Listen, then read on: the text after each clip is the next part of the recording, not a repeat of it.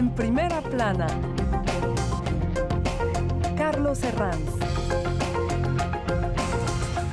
Bienvenidos en Primera Plana, un programa de Radio Francia Internacional y de France 24. Esta semana ponemos el foco en la gran cita política que se nos avecina, señalada en rojo en el calendario. El próximo 3 de noviembre, elecciones presidenciales en Estados Unidos, ese duelo entre Donald Trump y Joe Biden. Para ello me acompañan en este estudio tres invitados que conocen perfectamente la realidad en Estados Unidos. De hecho, fueron corresponsales allí. Marc Basset, corresponsal del País en Francia. Bienvenido, Marc. Hola, muchas gracias.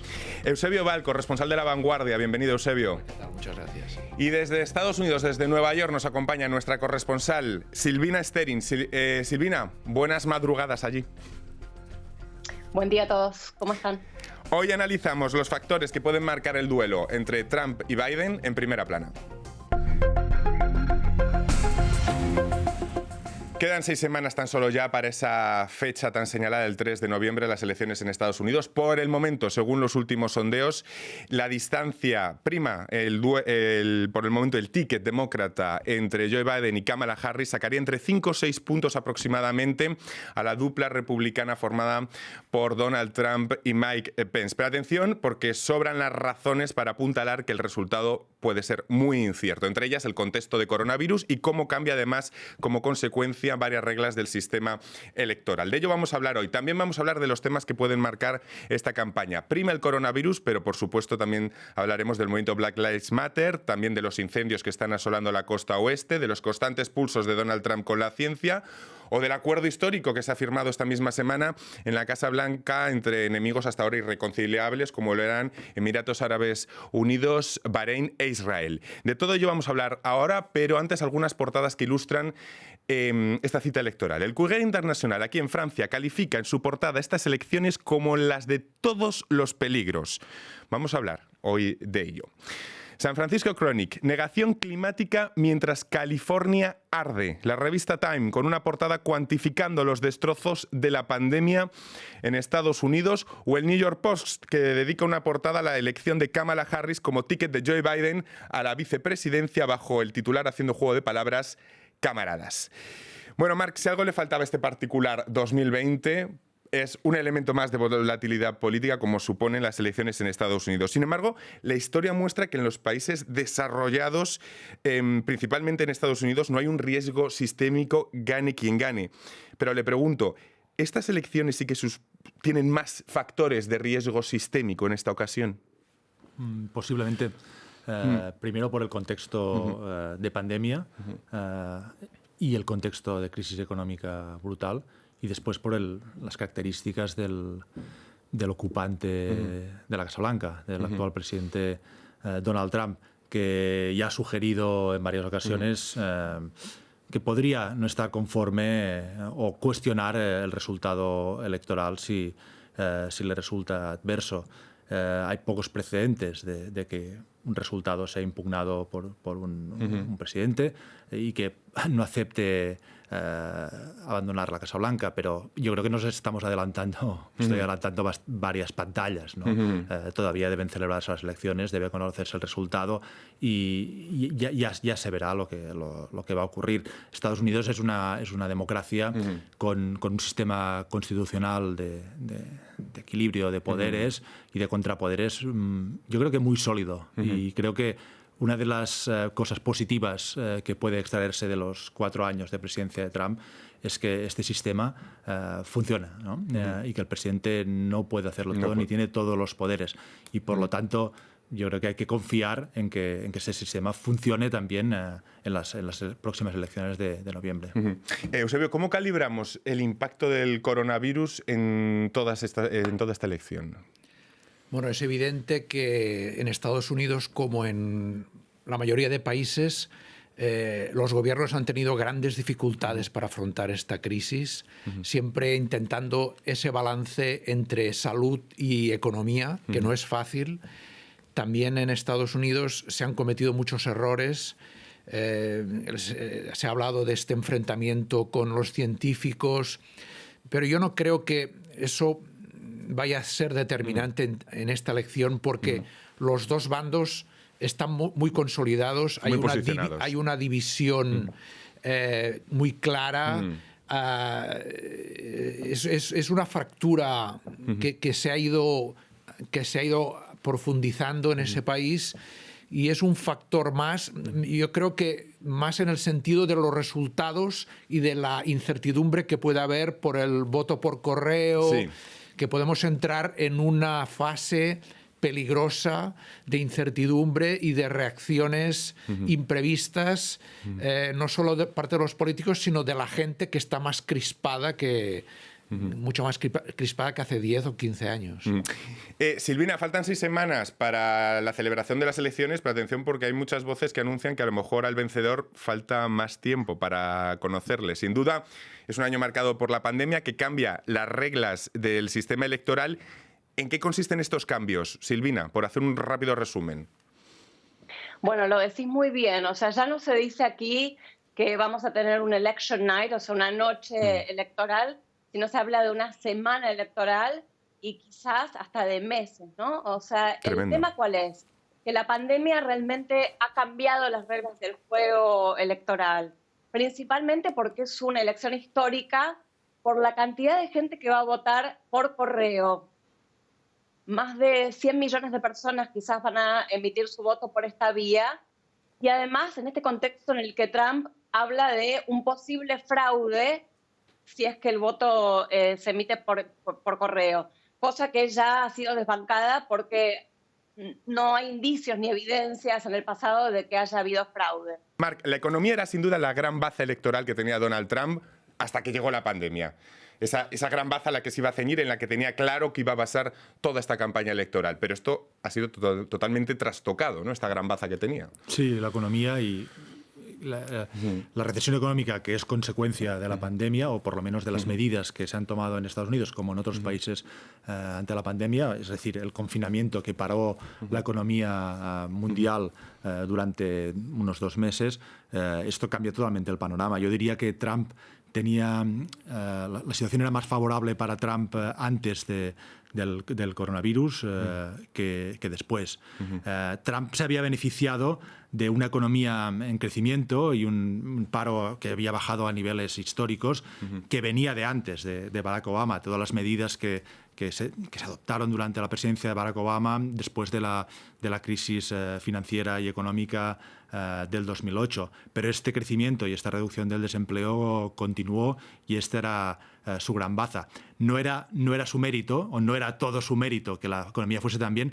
Yo diría que tampoco hay que decir ahora que sea toda su culpa que la economía vaya tan mal. Solo hay que mirar los datos económicos en el resto de países. Es decir, yo entiendo que el Partido Demócrata use este argumento contra Trump, diciendo la economía de Trump está hecha unos zorros, ¿no?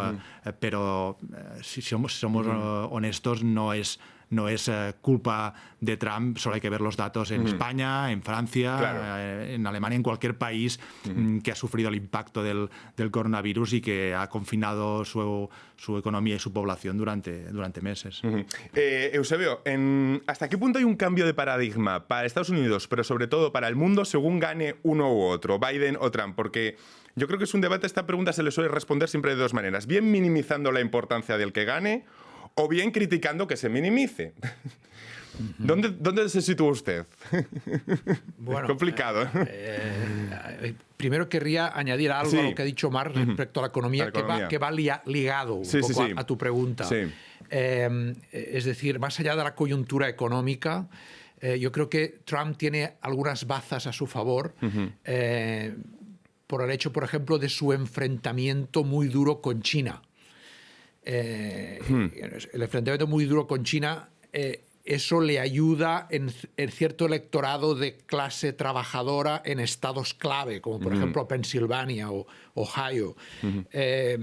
¿No? Es decir, cuidado con ver que la situación económica le perjudica tanto. Quizás la gente ve más allá en el horizonte y cree que él va a hacer unas políticas que van a ayudar a los sectores deprimidos, a la industria americana.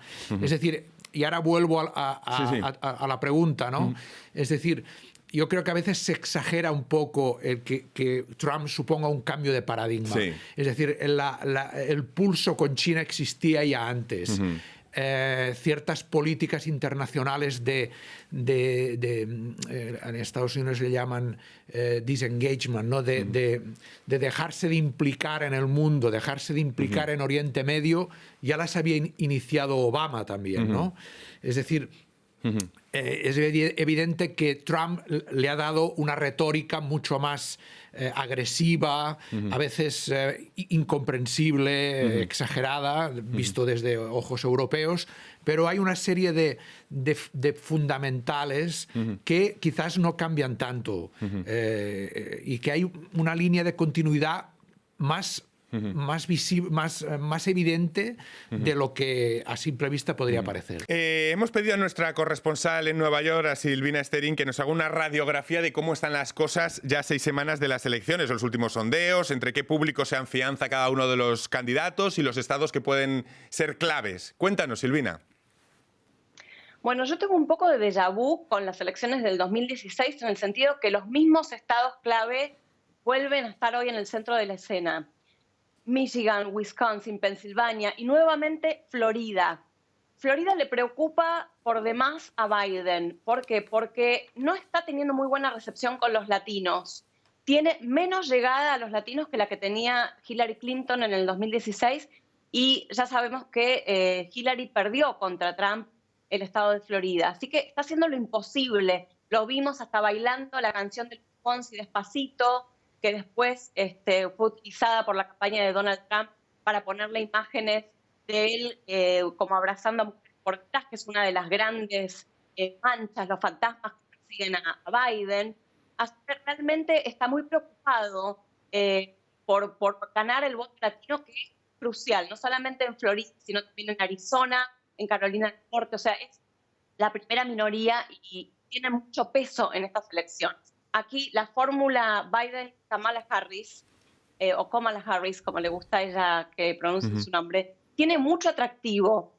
¿Por qué? Porque muchas de las mujeres ya es como que un poco colgaron los botines con que pueda haber una candidata a presidenta, lo intentaron muchísimo, y este es el momento, ¿no? Kamala Harris tiene 55 años, es la más joven de las dos fórmulas, realmente tiene energía, y hay muchas voces que dicen que probablemente pueda llegar a terminar un mandato si Biden tiene algún problema. Biden va a llegar, en caso de ganar, con 78 años a la presidencia. Me gustaría hablar de los temas que van a marcar, como lo comentaba antes, esta campaña. Hay todo un abanico, el coronavirus prima, pero tenemos pues del movimiento Black Lives Matter, tenemos los incendios en California, la actitud de Trump. ¿Cuál creéis que va a predominar en esta campaña? ¿Qué temas? No, la verdad es una pregunta difícil, no lo sé. Yo creo que es muchos temas y a la vez la política ya desde hace tiempo no son temas ni son programas, son emociones. El contexto son los temas que has mencionado, el coronavirus, la economía, son el contexto, pero que hay una batalla identitaria entre estas dos Américas muy fuerte que determinará las elecciones. Enseguida le doy la palabra a Eusebio. Antes hacemos una breve pausa y enseguida continuamos en Primera Plana.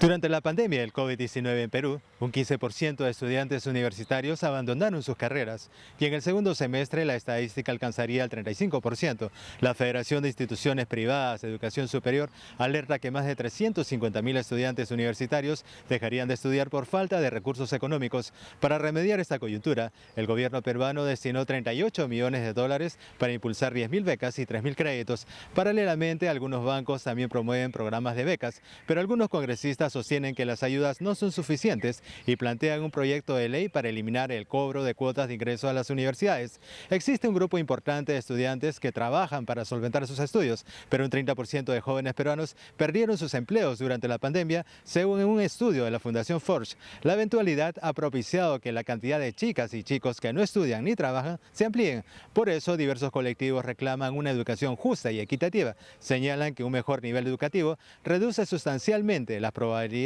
de caer en situaciones de pobreza.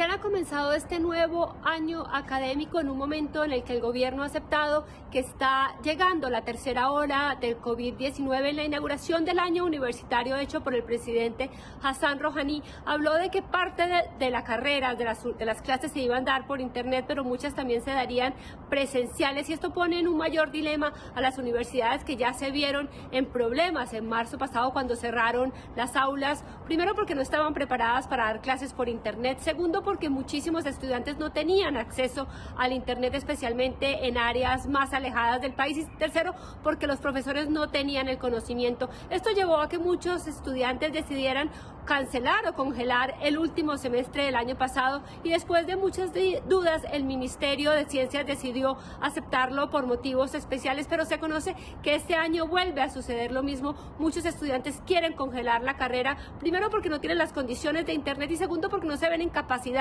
de regresar a las aulas en un momento en el que el COVID-19 sigue afectando al país.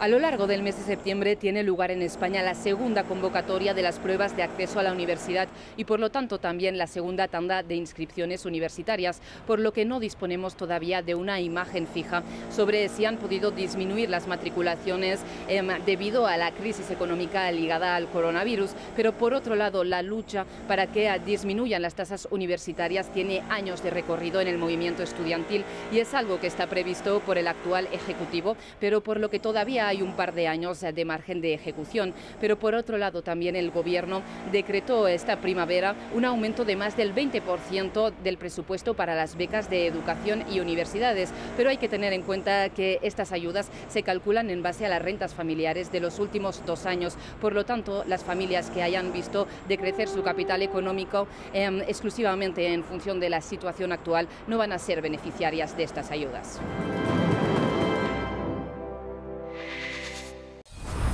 Me muerdo los labios para no llamarte. Me queman tus besos. Bello sentimiento. Actores, cantantes, bailarines y otros personajes de la cultura nos hablan sin rodeos sobre sus carreras y vivencias personales, lo que los acerca aún más a su público.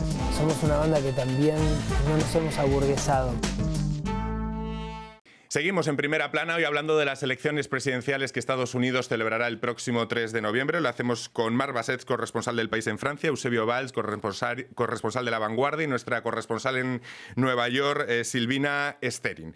Hablábamos con Marc antes de la pausa, Eusebio, de los temas, de ese abanico de temas amplio que pueden marcar esta campaña. ¿Cómo los calibramos? De toda la variedad de temas, ¿cuáles habría que...? Efectivamente, hay algunos que parecen descontados, ¿no?, para ambos bandos, como comentaba antes Eusebio, ¿no?, que parece que ya están, si hablamos de cambio climático o de medidas preventivas del coronavirus, la fractura es tan tremenda en la sociedad que parece que sí que hay temas que están un poco descontados, ¿no? Sí, pero como decía Marc, este tema identitario, la fractura, este sentimiento de comunidad que tienen los dos bandos es fundamental. Por ejemplo, el tema climático, ¿no?, de los incendios. Es posible que influya mucho en el votante de California, pero en California está claro que van a ganar los demócratas. Es decir, la cuestión económica, bueno, los primeros años de Trump, la economía iba muy bien, ¿no? Es decir, yo creo que también hay que tener en cuenta que estas elecciones no solo se elige un presidente, se elige la totalidad de la Cámara de Representantes, 1/3 del Senado, y es estado por estado, con una problemática muy concreta, y está en juego quién va a dominar el Congreso también, ¿no? Porque Trump, por ejemplo, confía en poder incluso, es difícil, arrebatar la mayoría de la Cámara de Representantes. Es decir, hay muchos elementos en juego, no solo temáticos, sino en cada estado. Por públicos, elementos que pueden definir esta contienda. Silvina, muchos analistas consideran que esta vez es clave el voto de las mujeres. ¿Cuán tan decisivo es este elemento? Visto lo que pasó con Hillary Clinton y las mujeres blancas hace 4 años. Sí, en realidad tengo un déjà vu, ¿no?, con la campaña del 2016.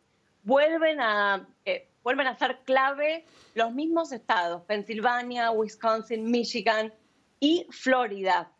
el estado de Florida, por ejemplo, le preocupa mucho a Joe Biden. Había comenzado teniendo una leve ventaja que cada vez se está cerrando. ¿Y qué pasa allí? El voto latino y de las mujeres, sobre todo, es fundamental y no lo está pudiendo lograr.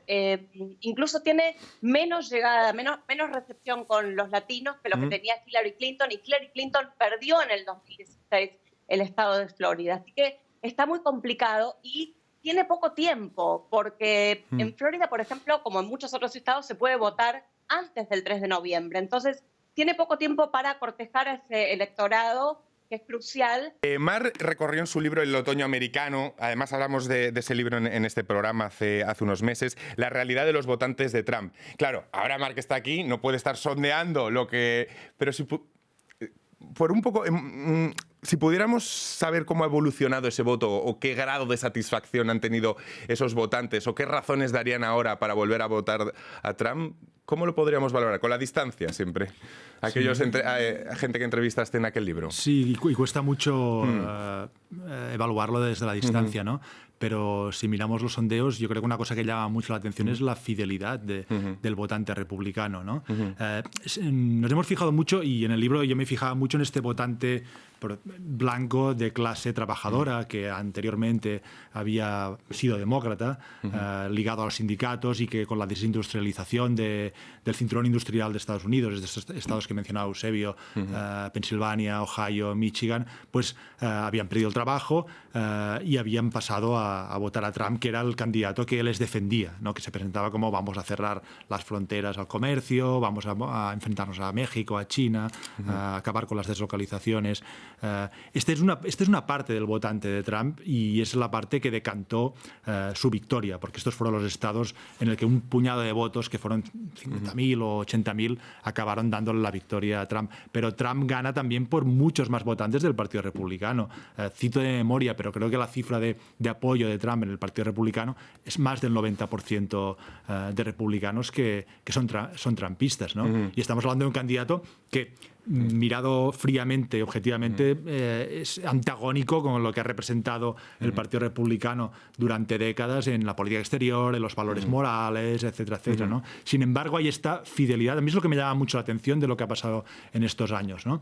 Que es que el votante republicano, y no solo la clase trabajadora blanca, que es donde hemos puesto el foco, pero el votante republicano clásico, no de clase trabajadora forzosamente, de clase media, media alta, este establishment, el votante también religioso, ¿no? de las regiones y del segmento evangélico fundamentalista cristiano, ha sido muy fiel a un candidato que se podría decir que se ha reído a la cara de toda esta gente, ¿no? Y para mí esto es el gran enigma y el gran fenómeno de Estados Unidos de estos años, y por lo que parece no hay un desencanto, ¿no? Ni una huida de este tipo de votante hacia el Partido Demócrata. Y sin embargo, esta semana hemos visto, Eusebio, un acuerdo histórico en la Casa Blanca entre enemigos históricos irreconciliables como eran Israel, Emiratos Árabes Unidos y Bahrein, sellado esta semana en la Casa Blanca. Decía el diario Le Monde esta semana que ha venido a salvar un poco los muebles en el balance diplomático de Donald Trump.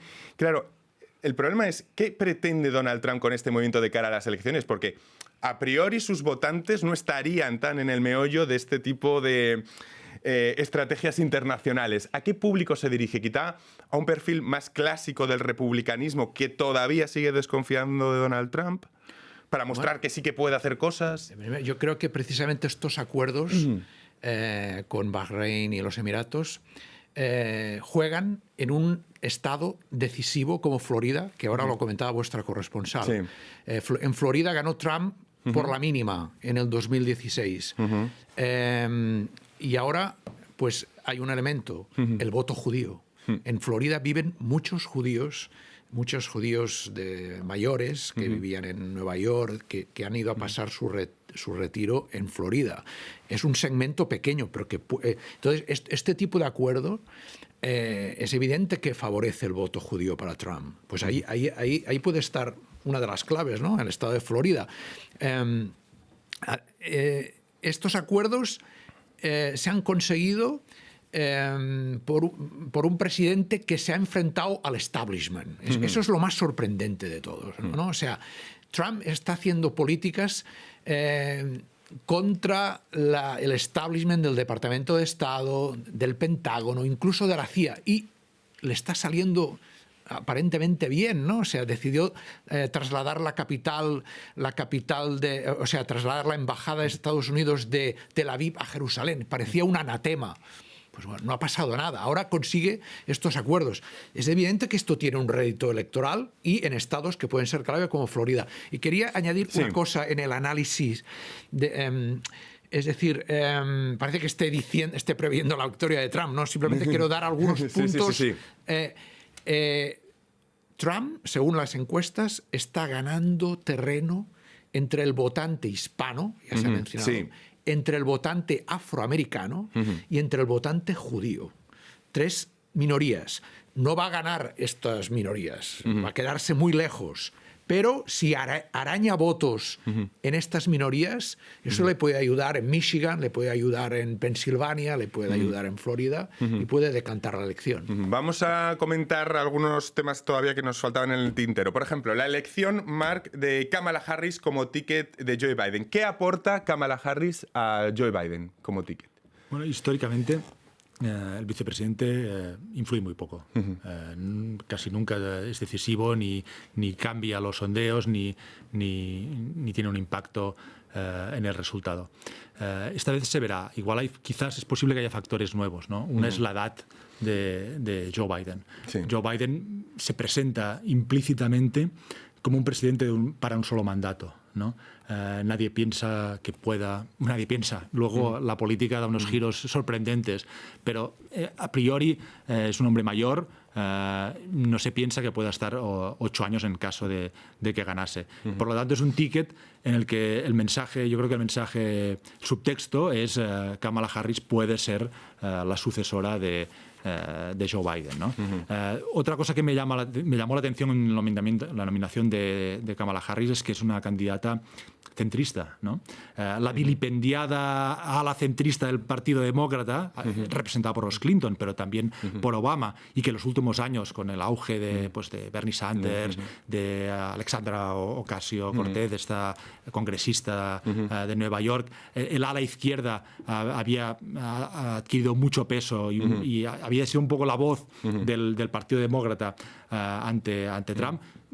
Pues se ha esfumado. Aquí el Partido Demócrata sigue siendo un hombre de la vieja guardia que lleva desde principios de los 70 en política como Joe Biden y una candidata que también representa esta línea, ¿no? La de Obama, la de los Clinton y de Biden.